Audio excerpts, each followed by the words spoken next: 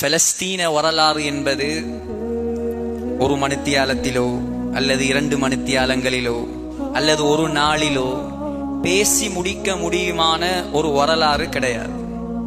அது மிக நீண்ட வரலாறு, ஒவ்வொரு முஸ்லிமும் அறிய வேண்டிய வரலாறு.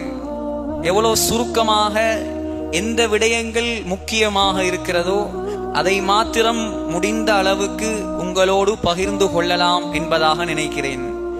சகோதர சகோதரிகளே, நம் அனைவருக்கும் தெரியும், உலகத்தில் முதலாவதாக கட்டப்பட்ட பள்ளிவாசல் அது அல்லாஹ்வுடைய காபா.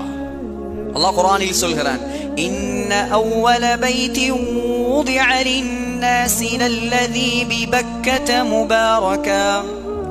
இந்த முழு உலகத்தில் முஸ்லிம்களுக்காக அல்லாஹ்வுடைய இல்லமாக முதலாவதாக அமைக்கப்பட்டது மக்காவில் இருக்கக்கூடிய காபா. இரண்டாவது கட்டப்பட்ட பள்ளிவாசல் எது?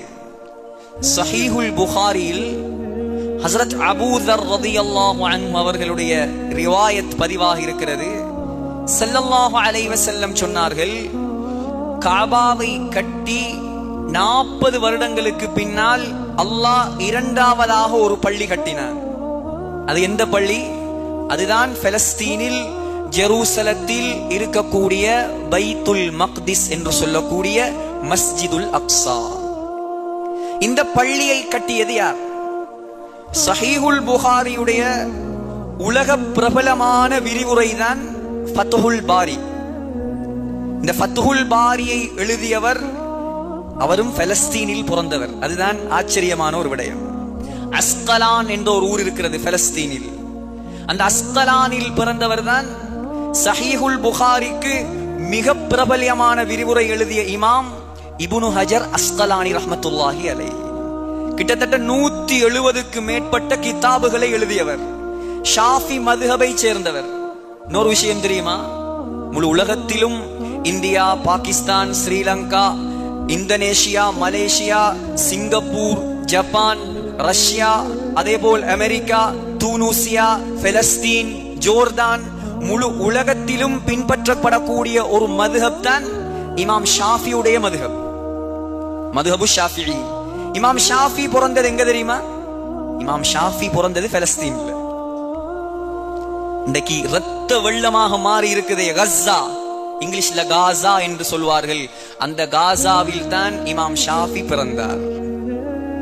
இதெல்லாம் ஒவ்வொரு பகுதியாக பார்க்க வேண்டிய விடயங்கள். சகோதரர்களே, இரண்டாவதாக கட்டப்பட்ட பள்ளியை கட்டியவர் யார்? இமாம் இப்னு ஹஜர் அஸ்கலானி எழுதுகிறார் ஃபத்ஹுல் பாரியில், ஆதம் அலைஹிஸ்ஸலாத்து வஸ்ஸலாம் தான் முதலாக மஸ்ஜிதுல் அக்ஸாவை கட்டினார். இதுதான் அதிகமான வரலாற்று ஆசிரியர்களின் கருத்து. மஸ்ஜிதுல் அக்ஸாவுக்கு மஸ்ஜிதுல் அக்ஸா என்பதாக பெயர் வைத்தது யார்? இதுக்கு நூரானியா ஜும்மா பள்ளிவாசல் என்பதாக யாரோ ஒரு முன்னோர் பெயர் வைத்திருப்பார். மஸ்ஜிதுன் நபவி ஸல்லல்லாஹு அலைஹி வஸல்லம் அவர்களுடைய ஞாபகார்த்தமாக பெயர் வைக்கப்பட்டது. முழு உலகத்திலும், குறிப்பாக இலங்கையில் அதிகமான இடங்களில் பள்ளிவாசல்கள் இருக்கிறது. முஹைத்தீன் ஜும்மா பள்ளிவாசல் இருக்குதா இல்லையா? எல்லா இடத்திலையும் இருக்கிறது. அது யாருடைய ஞாபகமாக கட்டப்பட்டது? அந்த பெயர் யாருக்காக வைக்கப்பட்டது? முஹைத்தீன் அப்துல் காதிர் ஜீலானி ரஹ்மத்துல்லாஹி அலைஹி அவருடைய ஞாபகமாக வைக்கப்பட்டது. மஸ்ஜிதுல் அக்ஸா, அக்ஸாவுக்கு பெயர் வைத்தது யார்? மனிதர்கள் பெயர் வைக்கவில்லை, மலக்குகள் பெயர் வைக்கவில்லை, நபிமார்கள் பெயர் வைக்கவில்லை.